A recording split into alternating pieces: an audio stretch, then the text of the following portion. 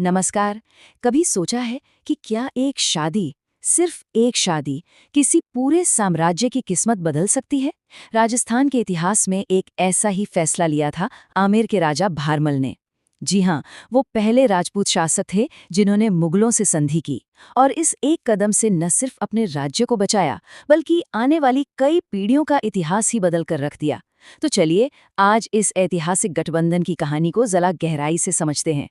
लेकिन सबसे बड़ा सवाल यही मन में आता है ना कि आखिर ऐसी क्या मजबूरी आ पड़ी, ऐसी क्या परिस्थितियां बन गई कि एक राजपूत राजा को अपनी बेटी का विवाह एक मुगल सम्राट से करना पड़ा। क्या ये सिर्फ कह सकते हैं कि अपने राज्य को बचाने की एक मजबूरी थी, या फिर इसमें कोई गहरी, कोई दूर की सोच छुपी हुई थी? चलिए, आज की इस पूरी चर्चा में हम इसी सवाल की जड़ तक पहुंचने की कोशिश करते हैं।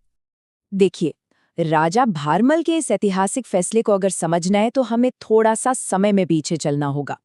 हमें उस जमीन को, उस पृष्ठभूमि को समझना होगा जहां से ये पूरी कहानी शुरू होती है, यानी आमेर। तो आइए सबसे पहले कछवाहा वंश के इतिहास और उनकी राजधानी की नींव पर एक नजर डालते हैं। तो आमेर पर जिस वंश का शासन था वो था कछवाहा वंश, और ये लोग खुद को भगवान राम के पुत्र कुश का वंशज मानते थे। इसी गौरवशाली परंपरा के कारण वे रघुवंश तिलक भी कहलाते थे। इस वंश की नींव रखी थी दूल्हे राय ने, जिनका असली नाम था तेजकरण। साल था 1137 ईस्वी। उन्होंने दौसा में स्थानीय बड़गुजरों को हराकर इस राज्य की स्थापना की, और इनकी कुलदेवी थी जमवाय माता, जिनका मंदिर आज भी जयपुर के पास रामगढ़ में स्थित है। इस राजवंश की राजधानी का सफर भी देखिए कितना दिलचस्प है। शुरुआत हुई 1137 में दौसा से, और फिर लगभग 70 साल बाद 1207 में काकिल देव ने आमेर के मीणा शासकों को हराया और आमेर को अपनी स्थायी राजधानी बना लिया। लेकिन यहाँ एक और बात पर ध्यान देना बहुत जरूरी है, वो है 12 कोटरी व्यवस्था।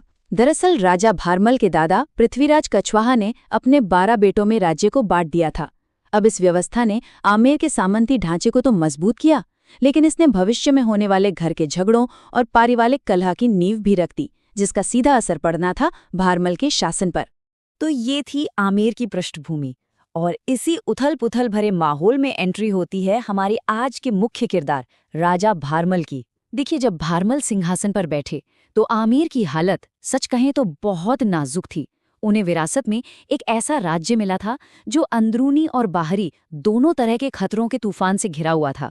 भारमल का शासनकाल रहा 1547 से 1574 ईस्वी तक।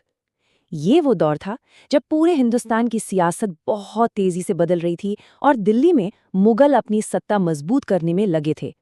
यहाँ एक बात और, प्रसिद्ध इतिहासकार कर्नल जेम्स टॉड ने भारमल का उल्लेख बिहारीमल नाम से भी किया है, तो ये दोनों ही नाम हमें याद रखने हैं। उनका पूरा का पूरा शासनकाल चुनौतियों से ही भरा रहा। भारमल के सामने चुनौतियां एक नहीं बल्कि कई थीं। सबसे बड़ा खतरा तो उन्हें अपने ही परिवार, अपने ही वंश के लोगों से था, जो सिंहासन के लिए लगातार साजिशें रच रहे थे। खास तौर पर उनके भतीजे सूजा का विद्रोह एक बहुत बड़ी समस्या बन गया था, और इसके साथ साथ मीणा और पिंडारियों जैसे बाहरी आक्रमणकारी भी राज्य में लगातार लूटपाट करके अशांति फैला रहे थे। अब ऐसी मुश्किल परिस्थितियों में भारमल को ये बात बिल्कुल साफ हो गई थी कि अगर आमेर को बचाना है तो उन्हें किसी बहुत ही शक्तिशाली बाहरी सहयोगी की सख्त जरूरत पड़ेगी। और बस यहीं से कहानी उस ऐतिहासिक मोड़ पर पहुंचती है जिसने न सिर्फ आमेर बल्कि पूरे राजपूताना का भविष्य ही बदल दिया। ये थी आमेर और उस वक्त के शक्तिशाली मुगल साम्राज्य के बीच हुई वो संधि जो भारमल की राजनैतिक दूरदर्शिता का सबसे बड़ा सबूत मानी जाती है। देखिए, ये संधि कोई रातों रात नहीं हो गई। ये एक सोची समझी कूटनीतिक प्रक्रिया का नतीजा थी। पहला कदम, भारमल ने मुगल सरदार मजनू खां के जरिए अकबर तक पहुंचने की कोशिश की। फिर आया दूसरा और सबसे अहम कदम, साल 1562 में जब अकबर अजमेर में ख्वाजा मोइनुद्दीन चिश्ती की दरगाह पर ज़ियारत के लिए जा रहे थे, तब चगताई खां की मदद से सांगानेर में भारमल की अकबर से पहली मुलाकात हुई। तीसरा कदम, यहीं पर उन्होंने अकबर की अधीनता स्वीकार कर ली। और चौथा और आखिरी कदम, सांभर नाम की जगह पर अपनी बेटी हरखाबाई का विवाह अकबर से करके इस रिश्ते पर पक्की मोहर लगा दी। ये जो दृश्य है, ये साल 1562 की उन्हीं ऐतिहासिक घटनाओं का प्रतीक है। पहले सांगानेर में मुलाकात और फिर सांभर में विवाह।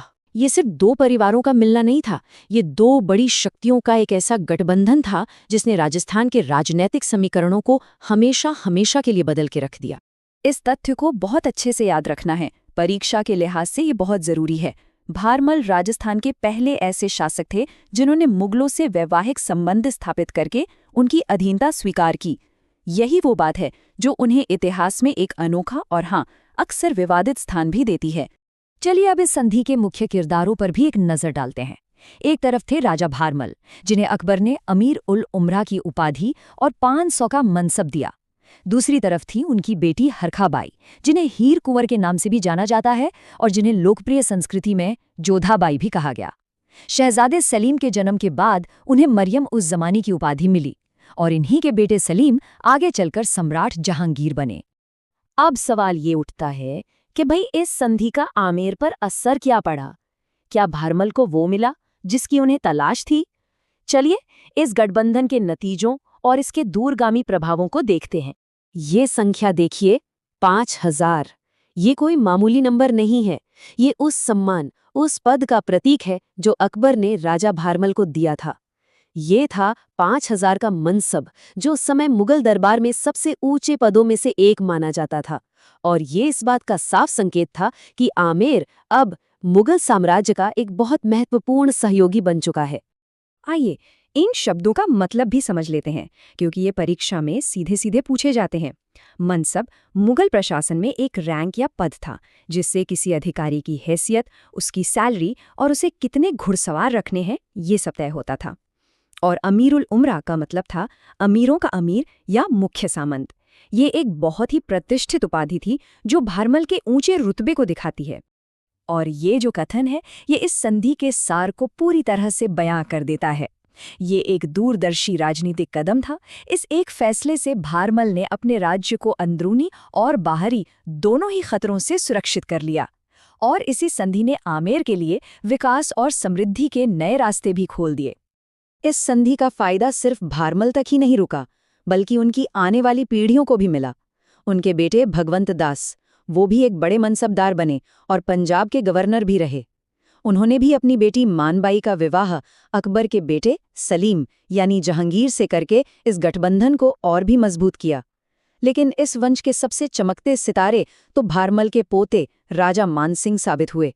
वो अकबर के नवरत्नों में से एक बने, उनके सबसे भरोसेमंद सेनापति बने। उन्हें 7000 का सर्वोच्च मनसब मिला, जो उस समय किसी भी गैर शाही व्यक्ति के लिए सबसे ऊंचा था। और साथ ही अकबर ने उन्हें फर्जंद यानी बेटे की उपाधि भी दी।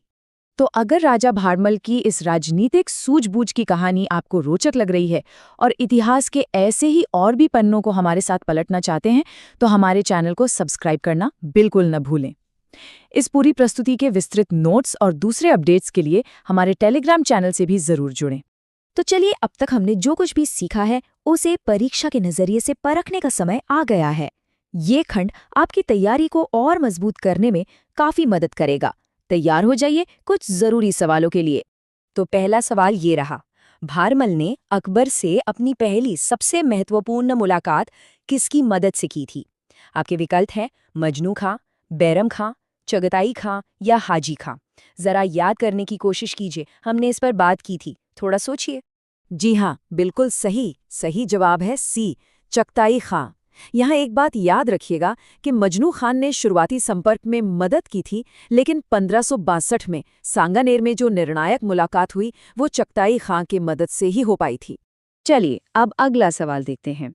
अकबर ने हरखाबाई को कौन सी उपाधि दी थी? शाह बेगम, मरियम उज़ ज़मानी, सुल्तान निशा या बादशाह बेगम? ये एक बहुत ही प्रसिद्ध उपाधि है, सोचिए। और इसका सही उत्तर है बी, मरियम उज़ ज़मानी। ये उपाधि उन्हें अपने बेटे सलीम यानी जहांगीर के जन्म के बाद दी गई थी।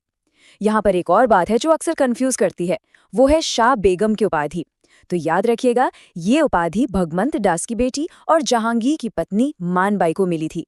चलिए अब इस पूरी चर्चा को फटाफट समेटते हैं, एक क्विक रिवीजन करते हैं ताकि सभी महत्वपूर्ण तथ्य परीक्षा के लिए अच्छी तरह से याद हो जाएं।